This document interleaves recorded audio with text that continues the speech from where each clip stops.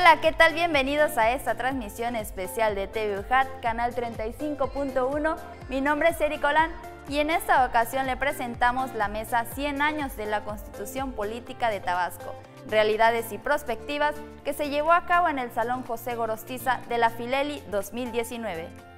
Estimado doctor Raimundo, te cedo la palabra para efectuar tus comentarios. Muchas gracias, doctor Cirilo. Pasamos a la materia. Primero, me interesaría dejar en claro que en el momento en que se erige el constituyente del 19, no había un congreso fijo. Todos los eventos del congreso, especialmente, se empezaron a desarrollar a partir de ese momento en lo que fue conocido como el Teatro Merino, que era el lugar más grande, más amplio y con mejores condiciones en términos generales, de manera que ese fue el espacio en el que sesionó precisamente esta legislatura, ¿no? Esto es muy importante porque desde ahí empezaron las juntas preparatorias para desarrollar todas sus actividades que tenían en puerta, desde luego, ¿no? El informe del gobernador saliente, Vidal, la toma de protesta del gobernador constitucional electo en esos momentos, Carlos Glyn Ramírez, y desde luego lo que va a ser la elaboración de lo que es el catálogo, vamos a llamarlo inicial, o el formato inicial de la Constitución del 19 y su posterior aprobación. ¿Qué problemas va a enfrentar realmente la elaboración de la Constitución y cuáles son los puntos medulares en los cuales se discute? Pues serían tres fundamentalmente. El primero tiene que ver de manera directa con lo que es fundamentalmente la cuestión educativa. No quieren que la educación quede de manera libre para que se imparta por cualquier institución o persona, y en ese sentido hacen algunas reformas al proyecto que había propuesto Martínez de Escobar y compañeros para que quede acotada y esta sea laica fundamentalmente y quede al margen precisamente todo órgano de tipo religioso por una parte, hombres o mujeres que realicen actos heroicos a favor de la sociedad y del Estado, por lo cual se hace una modificación para que puedan otorgárseles reconocimientos y algún pecunio por ahí económico. Y finalmente, dentro de este contexto, se va a dar el tercer punto esencial dentro de lo que es la Constitución, y es el debate en torno a las cualidades o los requisitos que debe de reunir una persona para ser diputado local, y en ese sentido queda restringido nada más a los tabasqueños y a los naturalizados tabasqueños, porque era más amplio, ¿no?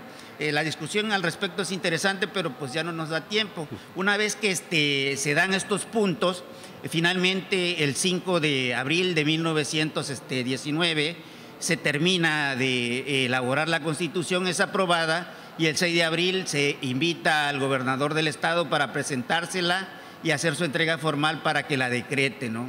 Entonces, prácticamente así grandes rasgos, estos serían algunas de las peculiaridades o características que desempeñó y desarrolló el Congreso local una vez que fue constituido, no solamente como tal, sino cuando se erigió por única ocasión después de la Revolución en Congreso Constituyente. Es todo, muchas gracias. La pregunta sigue en el aire: ¿ha sido funcional o no la Constitución política para mejorar este Estado y el país? Es una pregunta que está abierta y creemos que el doctor Jesús Antonio Piña Gutiérrez, un perito en la materia, quien ha venido trabajando durante los últimos años este tema, nos podrá ayudar. Bien, hablar del constitucionalismo en Tabasco y en tan breve tiempo, realmente lo voy a sentir mucho por nosotros mismos, porque como ustedes podrán imaginar hay mucho que decir. Sin embargo, bueno, pues vamos a hacer una acoto. Nuestra Constitución data, como ustedes saben, del 5 de abril del año 1919, y este año precisamente se están cumpliendo 100 años. Independientemente de conmemorar este hecho, yo creo que invita mucho a la reflexión de qué ha sido, qué es o qué representa y qué debe de ser la Constitución para nosotros los tabasqueños, independientemente que la conozcamos como la Carta Magna, el documento donde se plasman los principios, valores que rigen de manera no solo axiológica, sino también cívica y política, económica y social, el contexto social de este Estado. Por ello, el poder estudiar o reflexionar sobre el constitucionalismo, que eso significa el término, estudiar la evolución de la Constitución en Tabasco, podemos llegar a algunas reflexiones, creo yo, que muy interesantes. Miren, abordar estos aspectos siento yo que es de vital importancia para la comprensión y práctica de nuestra democracia constitucional, que creo que la democracia es la piedra angular, el sustento, el basamento sobre donde se erige todo el quehacer en el Estado, tanto en lo económico, en lo social, como en lo político. Pues con este modelo político se busca alcanzar dos objetivos que deben de estar presentes en todo Estado y que se considere progresista, es decir, limitar el poder político y distribuirlo entre los ciudadanos sobre la base de una garantía efectiva de los derechos fundamentales. Las principales reformas, es decir, la construcción del constitucionalismo tabasqueño actual, es importante mencionar que nuestra Constitución se mantiene vigente a través de sus reformas, es decir, la capacidad que tiene la misma Constitución de irse actualizando a las necesidades que se van generando de acuerdo con el tiempo. De esta manera podemos decir que del texto original que tenía nuestra Constitución eran 156 artículos, es decir, en 10.599 palabras. Ha cambiado su composición a través de 90 decretos de reforma, llegando a contar actualmente con 84 artículos compuestos de 47.356 palabras. El que no me crea, las puede contar. Bueno, es broma. Incluyendo los artículos transitorios. Por otra parte, los artículos más reformados han sido el artículo 36, que es referente a las facultades que tiene el Congreso del Estado, el cual se ha modificado 38 veces desde que ocupaba la numeración 64 en el texto original. El segundo artículo más reformado ha sido el 51, relativo a las facultades del gobernador, el cual se ha reformado en 20 ocasiones desde que ocupaba la numeración número 83 en 1919. Los artículos que no se han tocado hasta la fecha son únicamente el artículo 60, referente al lugar de residencia del Tribunal Superior de Justicia, y el 82, el cual establece que la ciudad de Villahermosa es la capital del Estado y el lugar de residencia de los tres poderes. Con respecto a muy brevemente, las reformas que han habido a través de los periodos de tiempo que abarcarían los periodos de Tomás Garrido Canaval, del gobernador Ausencio C. Cruz, del gobernador Manuel Lastra Ortiz, del gobernador Víctor Fernández Manero, Francisco Trujillo y Noé de la Flor Casanova, podemos destacar las siguientes. Por ejemplo, la de 1921, efectuada durante el periodo de Tomás Garrido, en donde se reforma el artículo 118 de la Constitución Estatal, con la finalidad de ampliar el periodo de los ayuntamientos a 2 años. Antes era 1 año, había elecciones cada año. Bueno, pues aumentó el periodo a 2 y actualmente que es 3, que luego lo platicaremos. No obstante ello, en el 38 se reforma por segunda ocasión dicho artículo para impedir que el gobernador del Estado pudiera reelegirse. Asimismo, cabe mencionar que durante el periodo de Noé de la Flor Casanova se amplió el poder, el periodo gubernamental de 4 a 6 años. Ahora bien, dentro de un segundo bloque que podríamos enmarcarlo a manera de ir más a prisa, estaría la de los periodos gubernamentales de Francisco J. Santamaría, Carlos Alberto Madrazo, Manuel Bartlett Bautista y Manuel Mora Martínez. En este sentido, una de las reformas a destacar tiene relación con el mejoramiento de la administración pública. Esa fue la intención de Manuel Mora, quien en 1970 envió al Congreso una iniciativa para brindar al pueblo tabasqueño de una eficiente, idónea y eficaz administración pública. Se me pasaba algo muy importante que sí se dio con Tomás Garrido, que fue el voto para las mujeres en 1925, y en el cual las mujeres podían ser electas, pero ojo, únicamente para cargos concejiles. no podían ser las presidentas municipales, es decir, podían ser parte del ayuntamiento nada más. Es posteriormente, hasta 1958, si la memoria no me falla, con el presidente Manuel Ávila Camacho, que ya se le da el voto pleno a la mujer, tanto para elegir como para ser electa, ¿no?, en cualquiera de los cargos que menciona nuestra Constitución. Bien, también podemos agrupar en el periodo de Leandro Rovirosa Aguada, Enrique González Pedrero, Salvador Neme Castillo, Manuel Gurrí Ordóñez, Roberto Madrazo Pintado y Víctor Manuel Barceló. Entonces, bueno, dentro de estas reformas cabe destacar la de Roberto Madrazo Pintado, que reforma varios artículos de la Constitución 3 días antes de que acabe su periodo, muchos de ustedes se acordarán. Muchas de esas reformas fueron combatidas a través del juicio de acciones de inconstitucionalidad que ya contemplaba la Constitución Federal ante la Suprema Corte de Justicia, y algunas de ellas pues no prosperaron, pero algunas otras sí. Entrar al estudio de esto sería un tanto cuanto complejo. Bien, en ese sentido también, bueno, pues yo sí quisiera decirles, ya en un extracto muy cerrado, que dentro de la Constitución, de lo que la Constitución tabasqueña se ha modificado, ha habido avances muy importantes, muy sustanciales, algunos yo diría paradójicos.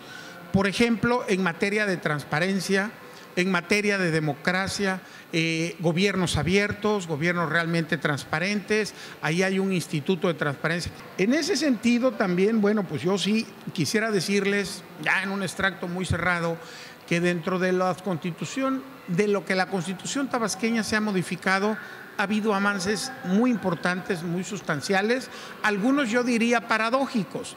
Por ejemplo, en materia de transparencia, en materia de democracia, en materia de combate a la corrupción, que cosa curiosa, fue en el periodo pasado del gobernador Arturo Núñez. Bueno, por eso decía yo que era paradójico, pero bueno, así son las cosas. Y bueno, pues también ha habido avances muy importantes en el sentido de que ya se está perfilando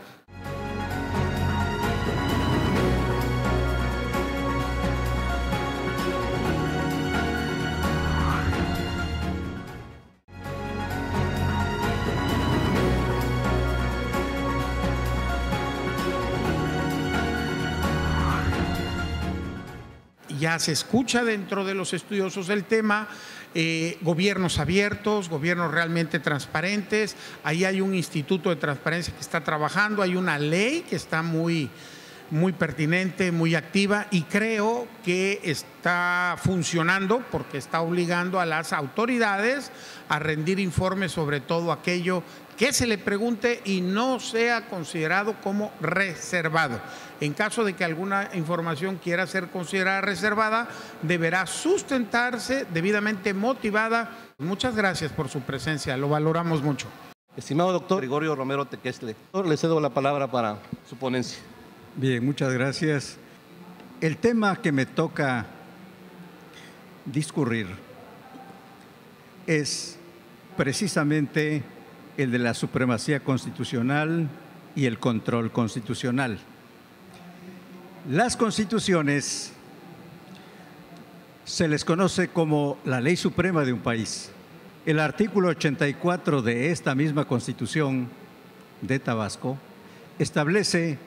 dice, la Constitución política de los Estados Unidos mexicanos, las leyes que de ella emanan, los tratados internacionales, esta Constitución y las leyes que de ella emanen constituyen la ley suprema del Estado.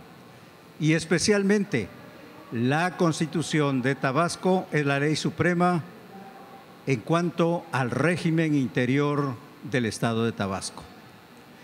Pero el ser ley suprema no es algo así tan sencillo. Debe de lucharse siempre porque sea respetado en cuanto a su contenido y en cuanto a la forma que establece para integrar el gobierno, pero sobre todo para elaborar las leyes. Aquí quiero dejar claro La misma Constitución se ha visto precisada a crear órganos de control para que no sea violada.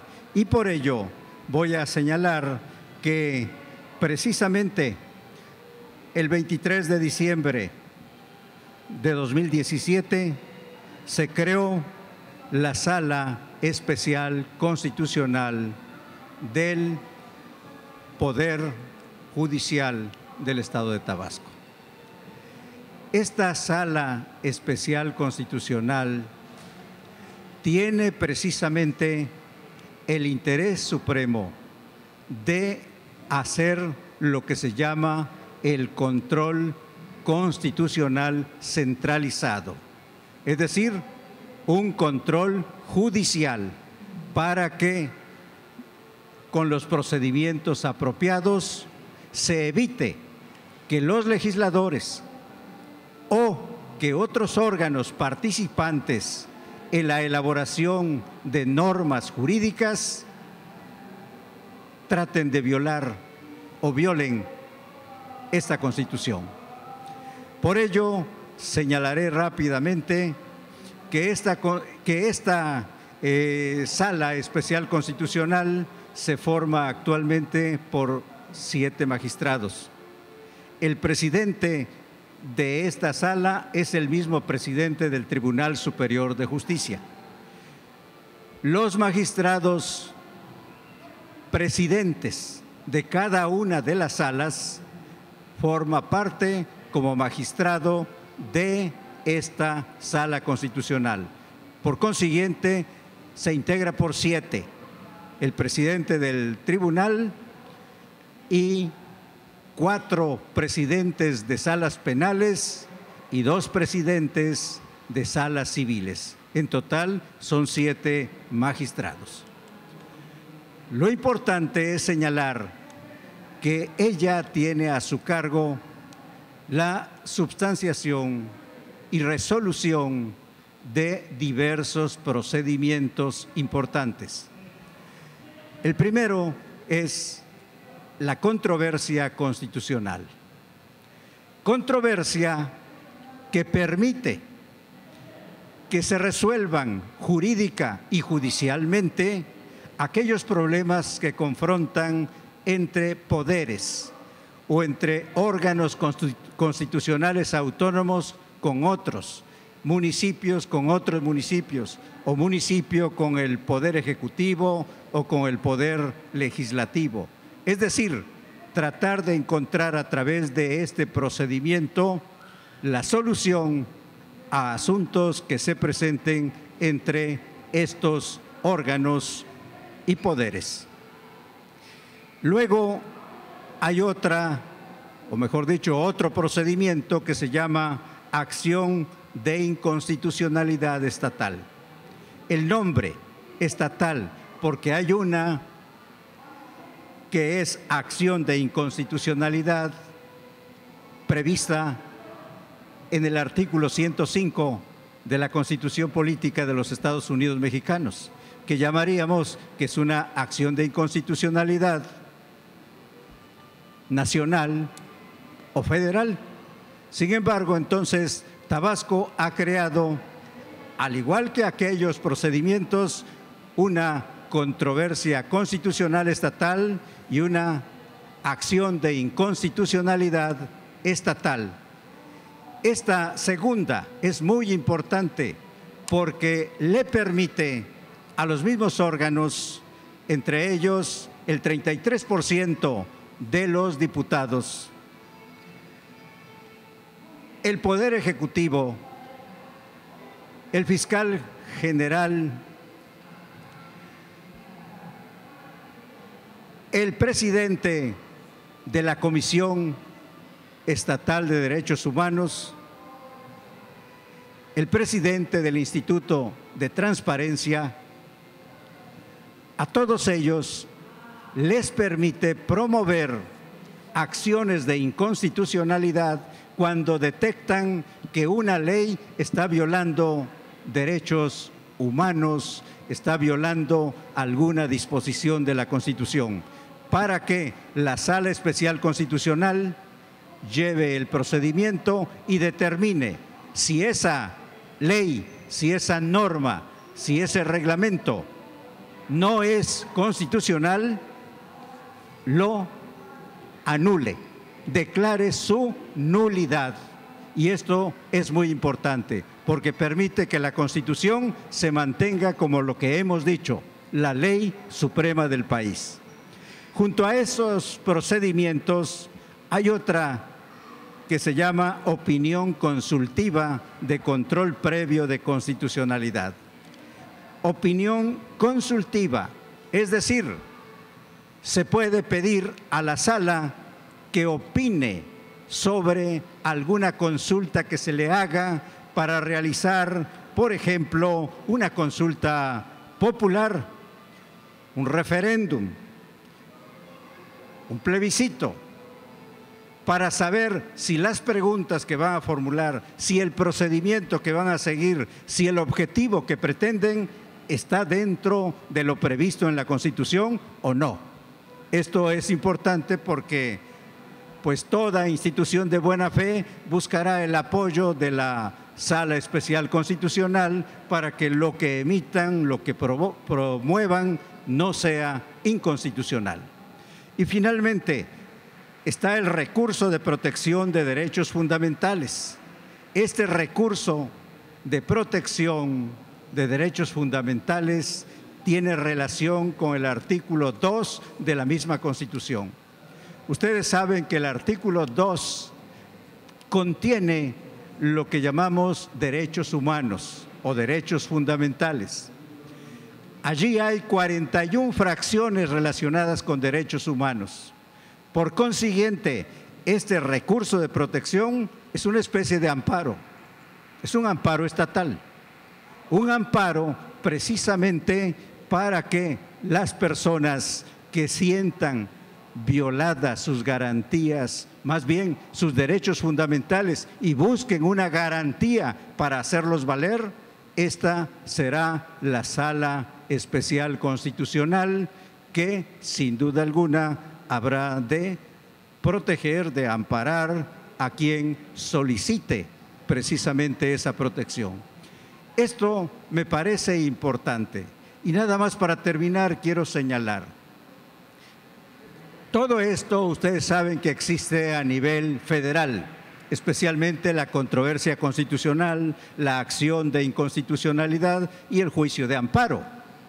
Entonces se preguntarán, ¿no habrá algún problema? ¿No habrá alguna contradicción? La respuesta es no. Aquellos procedimientos son a nivel federal.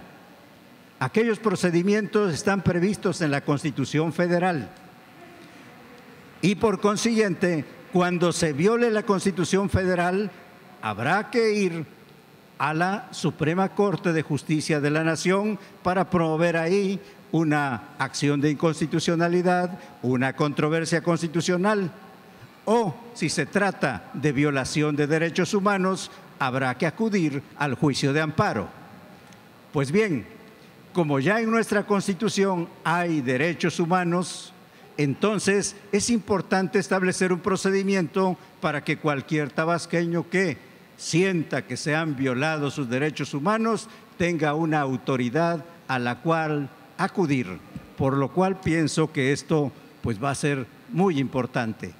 Por eso, y en vista de que no hay más tiempo para hablar de muchas otras cosas importantes que aquí nos quedan, por hoy agradezco su presencia, agradezco que me hayan escuchado y esperamos haber cuando menos haber dado los inicios de un conocimiento de lo que se llaman los procedimientos constitucionales previstos en la Constitución del Estado de Tabasco. Muchas gracias.